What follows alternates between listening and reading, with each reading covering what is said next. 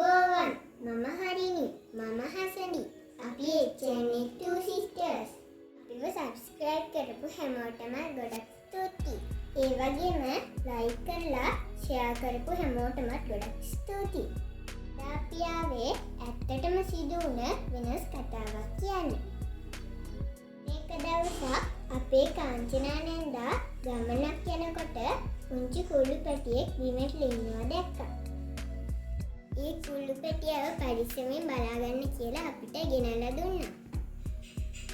ඊට පස්සේ ඒ කුළු පැටියට අපේ කාමරෙම ඉන්න තැනක් හදලා දුන්නා.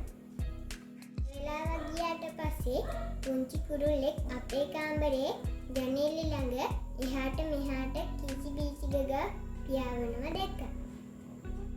එතත් අපේ වත්තට කුරුල්ල එනවා තමයි. ඒ වුණාට මේ කුරුල්ලා අපේ කාමරේ ළඟටම ඇවිල්ලා කෑ ගැහුවා. මොනරන් හයියෙන් කෑ ගහන්නේ කුළු පැටියාගේ අම්මද දන්නේ කියලා අපි හිතුවා. ඊපස්සේ අපි කුළු පැටියව එළියට අරගෙන ආවා. ටික වෙලාවක් පැටියා දිහා බලාගෙන හිටපු කුරුල්ලා පියාඹලා ගියා. එන්න ඒ කුරුල්ලා හොටේ කෑම පුරවගෙන ඇවිල්ලා. අපිට ගොඩක් සතුටු හිතුණා. ඒ කුළු පැටියාගේ අම්මා තමයි. දැනගත්ත කුළු පැටියට කෑම කවන්න තමයි ඇවිල්ලා තියෙන්නේ කියලා. අපි කුළු පැටියා මේසයක් උඩින් තිබ්බා. කුළු අම්මයි කෑම කෑවුවා. මේ තරම් වෙලා කෑ ගහ හිටපු කුළු පැටියාගේ සද්දේ ටිකක් අඩු වුණා. කුළු පැටියාගේ බඩ හොඳටම පිරිලා. කුළු අම්මා යන්න ගියා. කුළු පැටියව අපේ කාමරේ අපි හදපු තැනින් කියලා නිදි කරා.